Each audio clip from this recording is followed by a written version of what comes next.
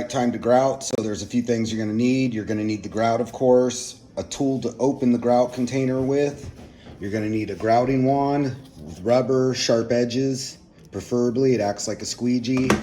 A clean bucket of water, a nice sponge for cleaning, and a margin trowel. The first thing I'm gonna do is open this up and then mix this bucket with that margin trowel for about 5 to 10 seconds and make sure that it's mixed up really good. Then I'm gonna pull out as much grout as I'm gonna use, put it over here and start in the corner and start working my way. I don't wanna get any further than about arm's reach. And that's why I'm only gonna pull out as much grout as I'm gonna use out of this container before I lay it. That way it's not drying up in my pot and I'm not getting any further ahead of myself than I need to be.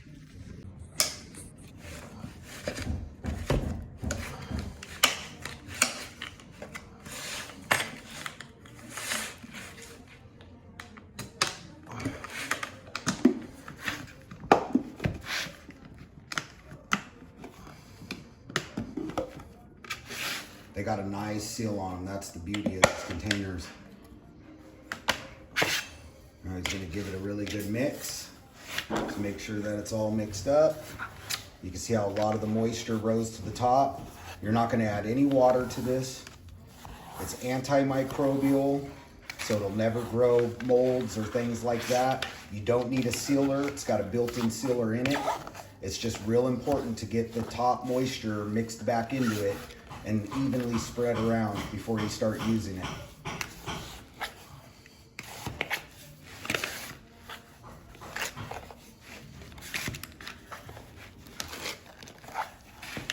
And you have to be pretty fast with this, you guys, because this thing wants to dry up as soon as you pop the top.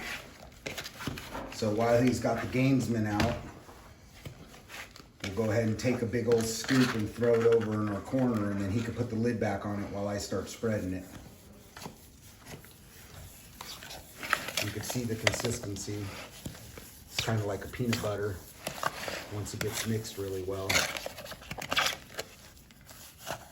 I think you're pretty good right there, bud. They don't need you to mix it too long.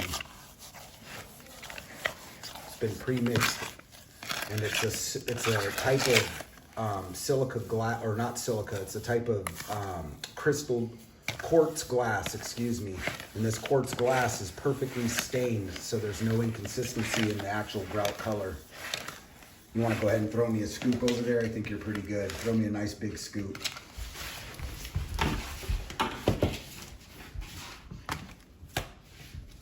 Cool, one more. And that's probably pretty good to start. Go ahead and get a lid on that. That you pack this grout in tight. You want to make sure that you're pushing down with firm pressure and you're building up a nice layer, and you'll see the bubbles actually come out of it when it goes all the way down. But if you're not packing it, it's not going to anchor itself into that groove. And it's pretty gritty, so you can tell when it's going down inside of there. You want to make sure not to fill in your line against the wall, no matter what you do, because that line is going to be what's working for you in expansion, contraction. And like I said, you really got to pack this down hard with your trawl. Then you want to scrape it, move it all to one side. Keep it picked up. Keep your tiles clean.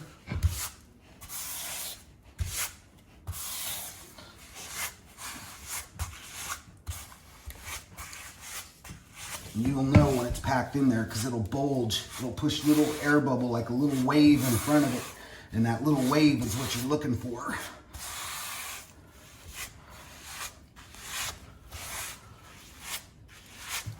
This is probably the easiest route you'll ever use, for the simple fact that it cleans off the tile so nicely.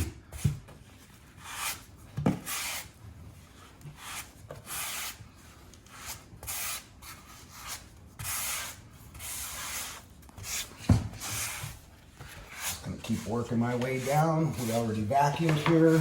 I'm staying on my cardboard to make sure I don't get no dust particles or anything funky in my grout.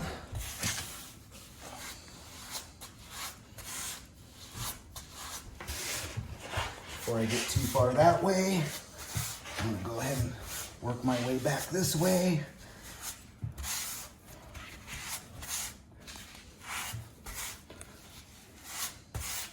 Really pack it in there good. You can always scrape it clean afterwards, but you want to make sure that it's filling in that gap nice and tight.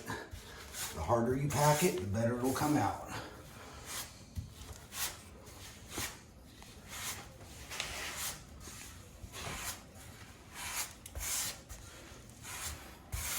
This grout has a lot of flexibility to it when it dries compared to normal traditional grouts. So as these tiles start to expand and contract, they're really gonna have to hold up to that expansion and contraction for it to be a good grout. That means that it needs to be able to stretch when that expansion and contraction takes place. And that's what this grout does. The beauty is it doesn't require any type of sealers, like I said before. And since it doesn't require any type of sealers, you don't have to come back over it when you're done. As soon as this sets up, you're ready to rock. So now I'm just gonna scrape it all down, work my groove line in my tiles. I can already tell it's starting to get a lot drier. So I'm gonna try to keep working as fast as I can down that way, scraping everything back.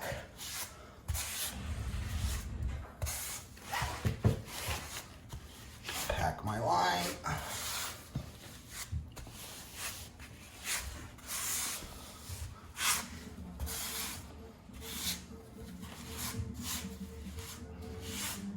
You seen that was 2 little tiny baby scoops of a gamesman or a margin trowel.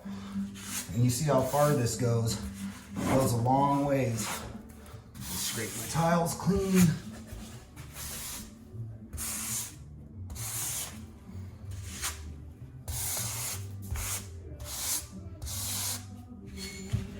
Down.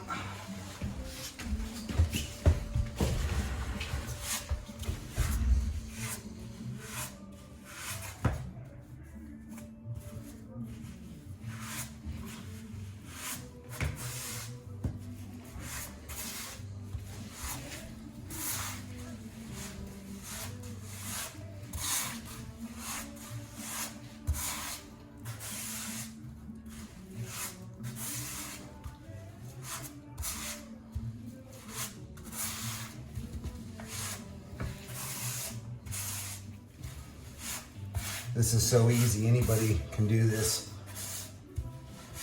It costs a lot of money to have tile installed. I would know.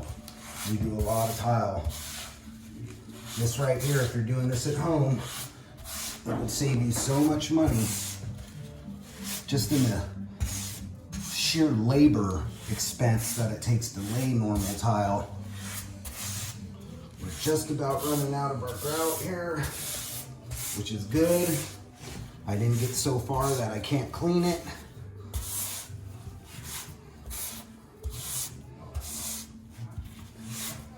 And they literally want you to go right back over this with your sponge for cleanup. So it's not like you have a whole long time to work with this stuff. You need to get it in and then get it wiped down. Then you're just gonna let it sit. They say 3 days after installation, it can go ahead and hold marginal amounts of water, but we're not trying to hold water here. We're just trying to make sure that it doesn't crack, come apart. Sometimes you gotta push that down, get it off the edge of the trawl. But you really wanna use every bit of it so you can get as far as you can go. That one container with the 1/8 inch gap or grout line is supposed to take you about 200 square feet, which is pretty dang good for that little container, if it really does.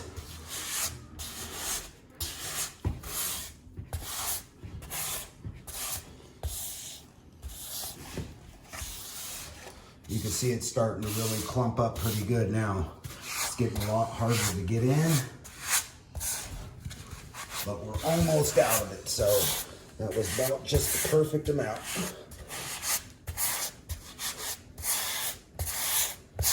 Okay, as for the rest of this, what's left on my trawl, I'm gonna just throw it in the bucket over here and rinse it off. As soon as you're done using this stuff, this needs to be the first thing you clean,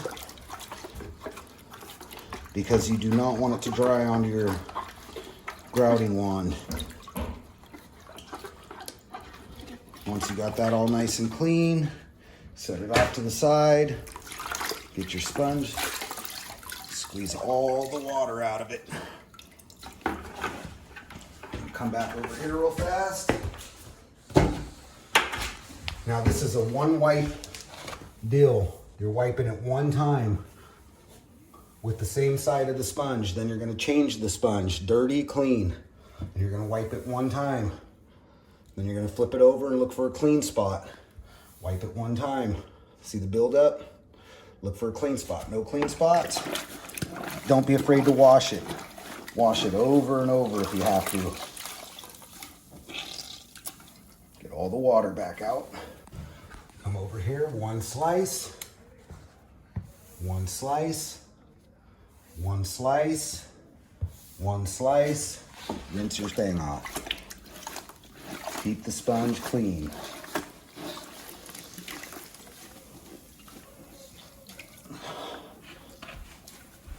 Now I'm going to use the same tool that I used to open the bucket to make sure my wall still got its gap down the side, and remove that. Same with over here. We don't want it tight. Then I'm going to wipe it down with the sponge one more time. Keep it clean. Now we'll move down. Right here, we wipe it one time. The long slice, one time. Clean spot. Rinse.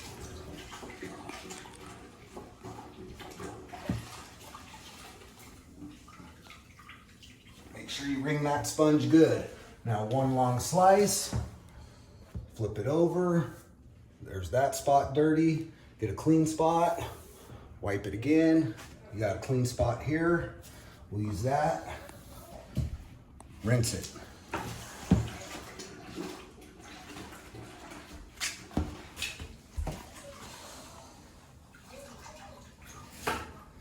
Clean one long slice.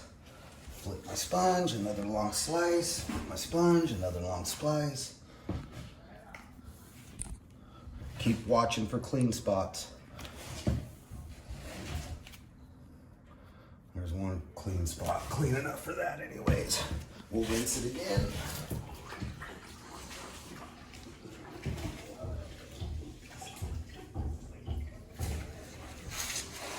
One long slice. Flip it over. One long slice. Flip it over. One long slice. Now you got some build-up chunks. You could go ahead and snatch those up since you don't want those on there. Make sure it's clean. And there you go. You just did a whole section from right here all the way to over there, and you're done. You don't even got to touch this now. You'll come back and clean it later. You don't want to keep going over it. You do not want to recess the grout. Don't do circles, just the one slice. That one slice leaves a perfect reveal line. And you're just gonna leave it alone like that. We're gonna keep grouting and moving on with the new pile. Working our next two rows, all we do is slide the paper back, vacuum these lines all the way down, pull our other piece of paper back, and start doing the next two rows. And it goes real fast. We've been here for 20 minutes and we're already all the way over here. And it's just a lot thicker, so you're gonna put a lot of arm and muscle into it to get it packed into these grout lines. But if you work in small batches, it'll stay moist and be a lot easier to get in. If you get big batches and it starts to get drier and thicker, it gets to be even harder and harder on your arms, where moist keeps it flowing nice and smooth. So little hand-sized balls are about all you want to work with this stuff. It goes a long ways. But to ensure a good solid packing, you really have to keep working it in until you know it's fully seated. You don't want to skimp over this part. You didn't get this far just to skimp over it. So he's packing it in real tight, going both ways. Right, left, and then a slice. You really just can't beat this closable lid. I mean, you can stop and walk away from it, come back and grout. Matt just went to lunch. I stopped and talked to another contractor for a while. This is just great. But one thing I want to point out real fast is you see how we're wearing t-shirts? Tile is t-shirt weather, especially when you grout because of expansion and contraction. It's just a great rule of thumb. If the house is too cold, you probably shouldn't be laying tile in it. And same with the grout. So for here, we went ahead and warmed up the temperature to above 65 degrees. You want it in between 60 and 70 degrees. Then we shut off all the air so it's not blowing debris all over our grout lines. So that's something you also want to keep in mind, is that you want to make sure that the air or central air is shut off so it's not blowing dust, dog hair, things like that, all right back on top of what you just grouted. But I'm going to go ahead and start spreading my pile, and we'll show you guys what it looks like when it gets done.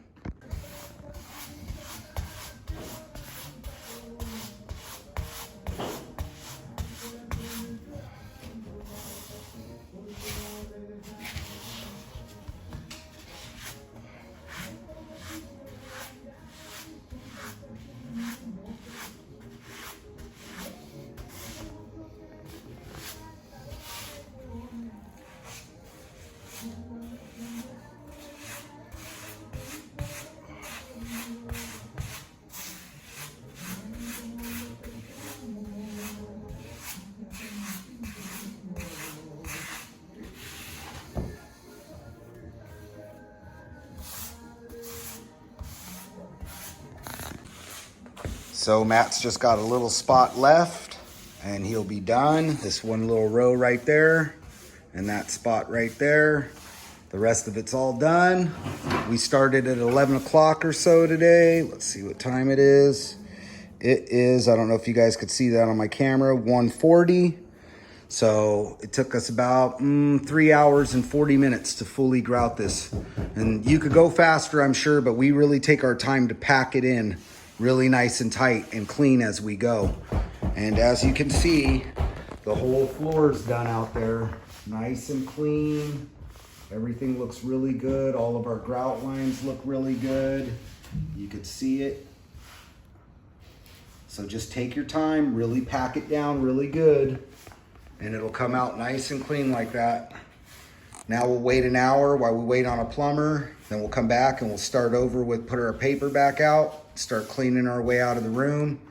And then tomorrow we'll come in, finish the base trim, and this room's done. We can put all the furniture back. So we'll show you guys what it looks like as soon as we get done. But other than that, that's about it here.